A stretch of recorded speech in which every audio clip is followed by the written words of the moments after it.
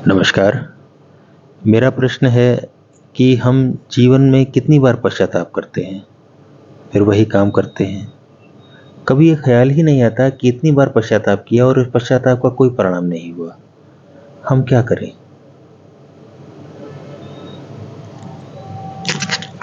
अच्छा प्रश्न है आपका कि हम जीवन में कितनी बार पश्चाताप करते हैं, अर्थात कि कोई कार्य करने के बाद पछताते हैं कि ऐसा मैंने क्यों किया। हम गिल्ट से भरते हैं, कभी कभी हम क्रोध से भर जाते हैं, तो कभी कभी हम बहुत शोक से भर जाते हैं कि लो मैंने ऐसा क्यों किया, मुझे नहीं करना चाहिए था। और फिर जब कुछ दिन बीत जाते हैं और वैसी ही परिस्थिति उत्पन्न होती है और हम फिर से वैसी ही क्रिया करते हैं, तो इस पहली क्रिया दूसरी क्रिया के मध्य जो अंतर था उसमें हमने अपनी जागरूकता नहीं शामिल करी।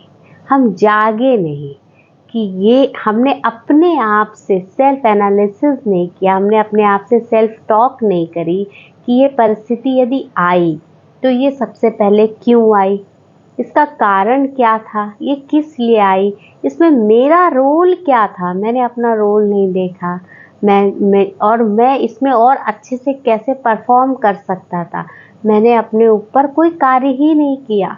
जब हम कोई परिस्थिति हमारे जीवन में उत्पन्न होती है और उस परिस्थिति के प्रति हम जब रिएक्ट करते हैं और रिएक्ट करने के बाद हम गिल्ट में भर जाते हैं, शोक में भर जाते हैं, क्रोध में भर जाते हैं और फिर कुछ दिन बाद हम भूल जाते हैं, फिर वही परिस्थिति आई, तो हम क्या कर रहे हैं कि हम उस परिस्थिति के लिए बस एक इमोशन जुटा रहे हैं, उस परिस्थिति के लिए सिर्फ एक इमोशन जुटा रहे हैं। पर जिस दिन हम उस परिस्थिति के लिए अवेयरनेस जुटाएंगे, जागरूकता जुटाएंगे कि नहीं क्यों हुआ, किस लिए हुआ, इसका कारण क्या था, इसका परिणाम क्या था, क्या मेरे गिल्ट में आने से समस्या सुलझ रही है, या क्रोध में आने से समस्या सुलझ रही है, या शोक में आने से समस्या सुलझ रही है, या इन तीनों में नहीं आने से जागरूक रहने से समस्या सुलझ रही है, तो समस्या सुलझ जाती है।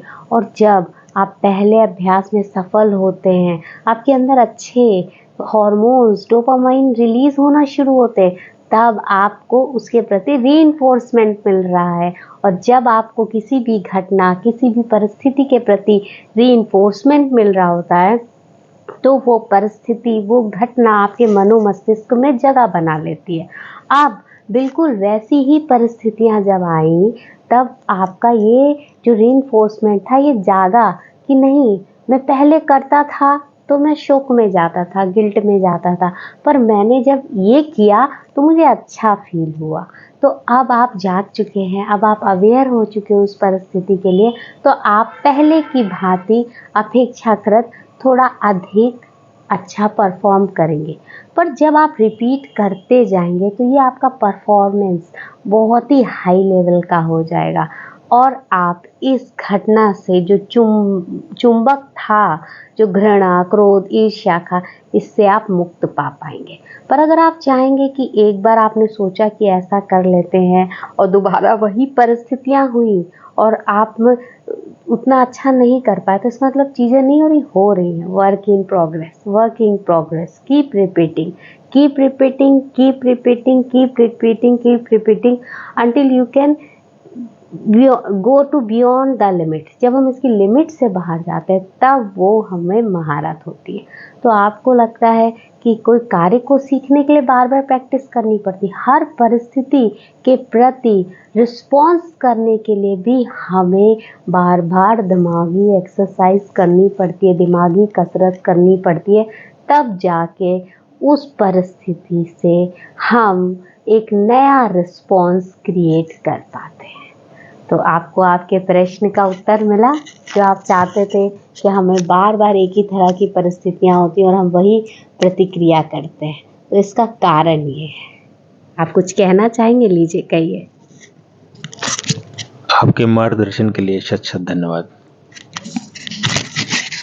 हाँ, तो दोस्तों आप में से भी किसी के भी कोई भी प्रश्न हो तो आप कमेंट में लिख सकते हैं, मैं कोशिश करूँगी उन्हें उत्तर देने का। आपका दिन शुभ हो, आपके जीवन की यात्रा मंगलमय हो। धन्यवाद।